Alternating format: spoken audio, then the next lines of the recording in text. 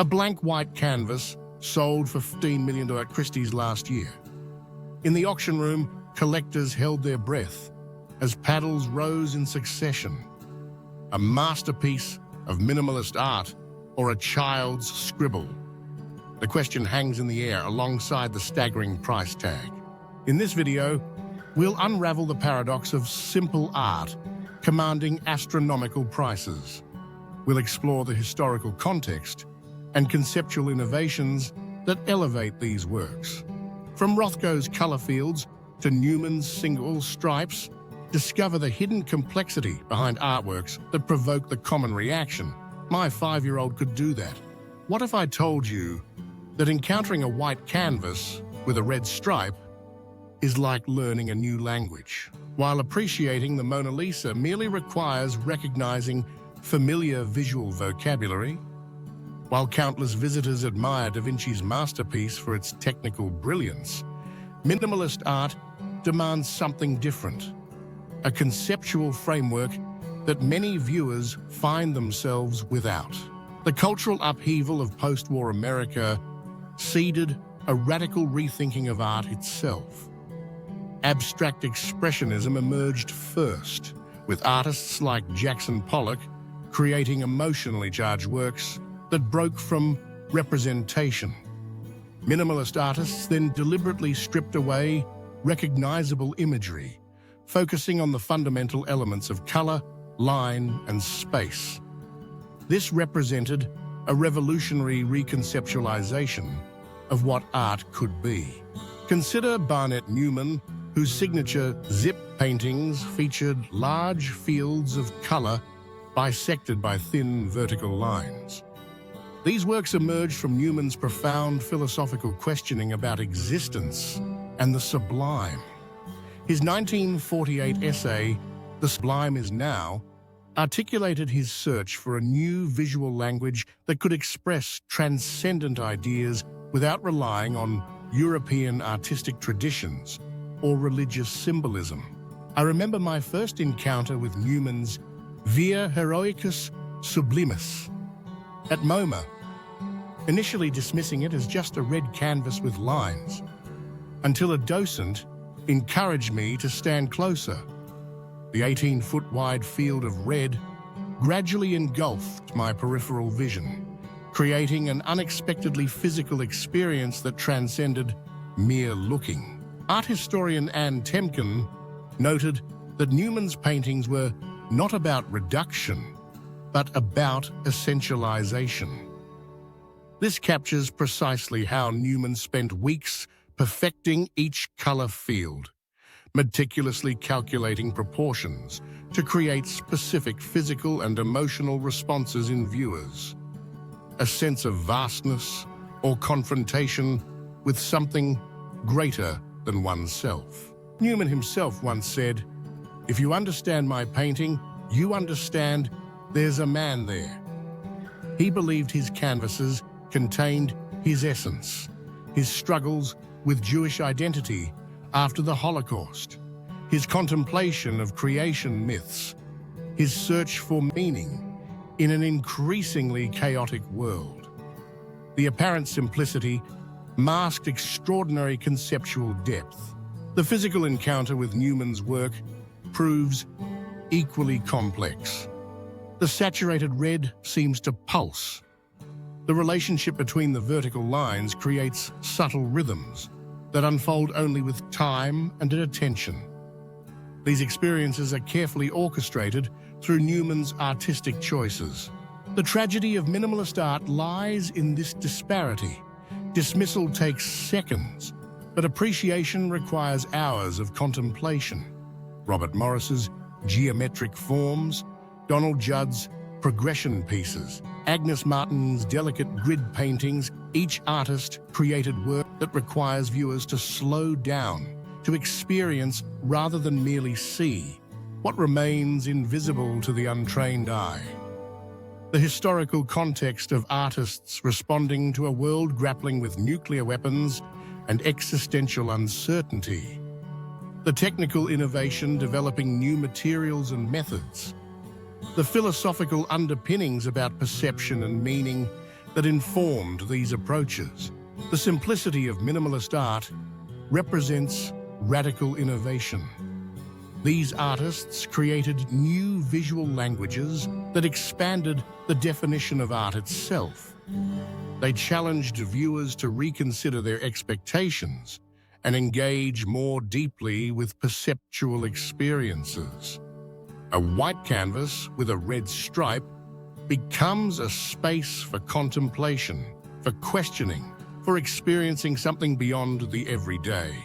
The contemplative space of minimalist art eventually found another dimension, one measured in millions of dollars. But how does a space for contemplation become a multi-million-dollar asset?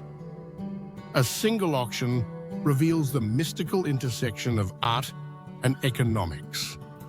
When Barnett Newman's One 6, essentially a blue canvas with a white stripe, sold for $43.8 million at Sotheby's in 2012, it exemplified the extraordinary alchemy that transforms simple materials into financial powerhouses. This auction wasn't just selling paint on canvas, it was selling the culmination of complex market forces operating largely unseen by casual observers. The value of these artworks emerges from an intricate ecosystem. Each player is like a piece of a financial puzzle that constructs the masterpiece's final price. Galleries serve as the initial gatekeepers, selecting which artists receive representation. Museums lend institutional credibility through acquisitions. Critics and art historians contextualize the work within broader movements. Together, they form a silent orchestra, orchestrating the value-building process behind the scenes. Scarcity remains perhaps the most powerful market driver behind minimalist masterpieces. Agnes Martin produced fewer than 200 paintings during her lifetime. When Mark Rothko died in 1970, his finite body of work became instantly more valuable. No new Rothkos would ever enter the market. Like rare diamonds becoming more precious as they grow scarcer, this limited supply meets an ever-expanding pool of wealthy collectors, creating perfect conditions for price appreciation.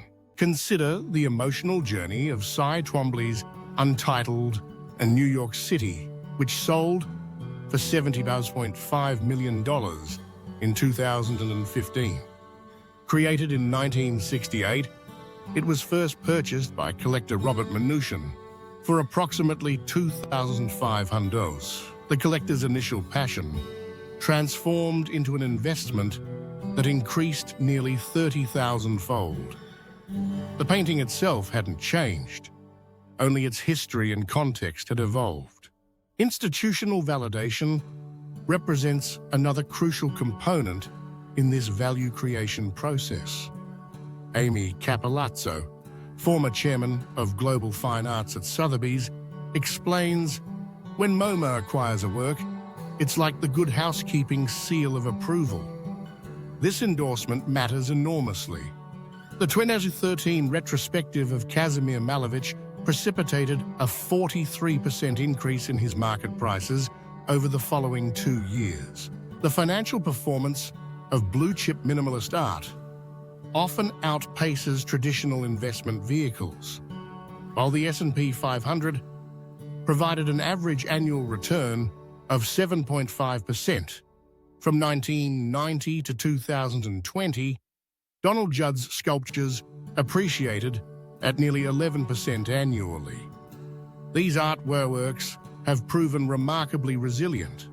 After the 2008 financial crisis, minimalist art values declined only 22%, compared to the 38% drop in global equities. Collector motivations extend beyond aesthetic appreciation. For many ultra-wealthy individuals, acquiring an Agnes Martin represents membership in an exclusive club where collecting is about participating in a dialogue with history. As powerful dealer Larry Gagosian notes, these purchases combine investment strategy with social currency that cannot be easily obtained through other means. Paradoxically, minimalist artworks prove ideal vessels for extraordinary valuation precisely because their apparent simplicity creates a vacuum that market forces can fill with constructed meaning and manufactured scarcity. When you stand before a simple white canvas with a single stripe selling for millions, consider what layers of meaning might be hidden from your initial perception. This reframing invites us into a deeper engagement with art that transcends superficial judgments. The art world reveals something profound about human nature, our collective ability to construct and maintain value through complex social systems. These works function as mirrors, reflecting cultural preoccupations with status and exclusivity. They challenge our assumptions about what constitutes skill in a post-industrial world. Minimalist masterpieces expose the tension between accessibility and exclusivity in contemporary culture. What does value mean in your life?